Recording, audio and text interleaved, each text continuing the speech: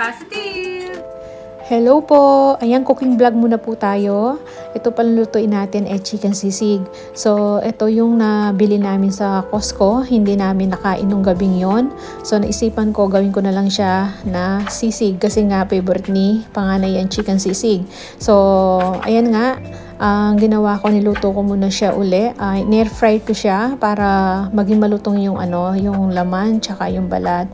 So yan, hiniwa-hiwa natin ng maliliit. Yeah, so laman lang naman yung mga kinukuha natin. Tapos sinap-chop-chop lang natin ng maliliit. Tapos nag-separate pala ako ng para sa akin na hindi pa nakasangkap kasi lutuin ko na separate yon. So ito, sasangkapan natin. Nilagyan ko ng sibuyas. Yan yung gusto ni panganay, yung natural na sangkap na nilalagay ko. Ayan, may toyo siya. Ayan, soy sauce. Tansyahan lang po yung sa paglalagay ng mga sangkap. Tapos lalagyan din natin ng konting oyster sauce, garlic powder, and black pepper. So, yun. And then, maglalagay din tayo ng calamansi juice. So, calamansi juice yung gamit ko, yung binili ko. Kasi naubusan na tayo nung natin talaga, yung bunga ng calamansi.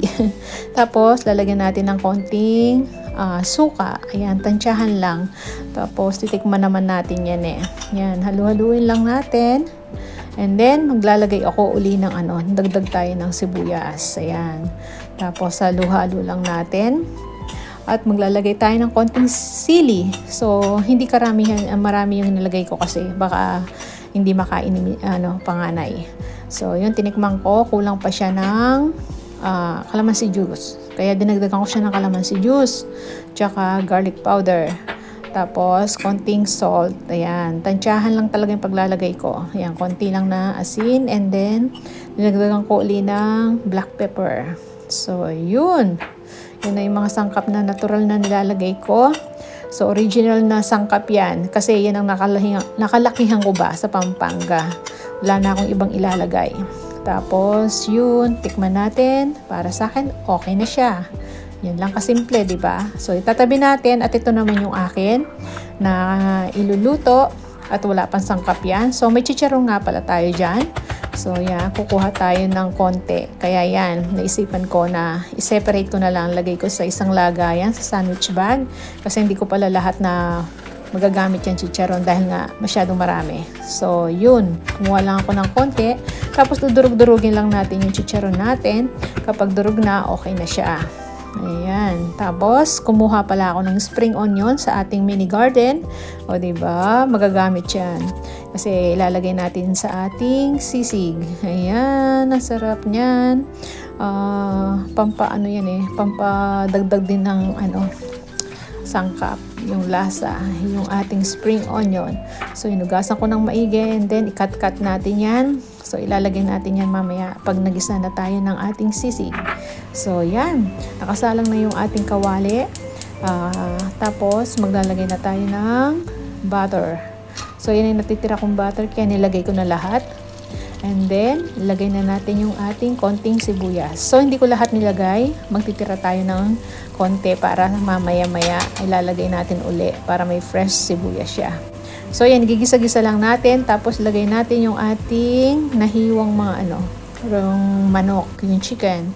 Roast chicken, puro laman yan. O, diba? Gigisa-gisa lang natin yan. Tapos, lagyan natin ng soy sauce. Tansyahan lang din paglalagay ng soy sauce. So, dahil kanina hindi naman natin tinimplahan yan, kaya dito natin titimplahan habang ginigisa natin. Tapos, may konting oyster sauce din siya. Ayan, tapos halo-halo lang tayo. Ayan, ginigisa natin sa sibuyas with butter. So, yun. Tapos, nilagyan ko na ng calamansi juice. So, calamansi juice lang ang nilagay ko dyan. Hindi ako maglalagay ng suka. Tapos, garlic powder. Gusto ko maraming garlic powder talaga. Tapos, yung black pepper. So, yun. So, gisa-gisa lang natin siya. Halo-halo lang tayo. And then, ilalagay na natin yung ating chicharon. Yan, yung ating dinurog na chicharon. Pandagdag yan? Ano bang tawag dito? Pagka-crispy ng ating sisig. Ayan. Tsaka masarap siya. Nagustuhan ni ni Mr. tsaka ni panganay. Kaya yung the rest na nasa malaking bowl, sinangkapan ko din ng ganyan. Tapos ayan, nilagyan natin ng mayonnaise. Pampadag din ng ano yan, lasa.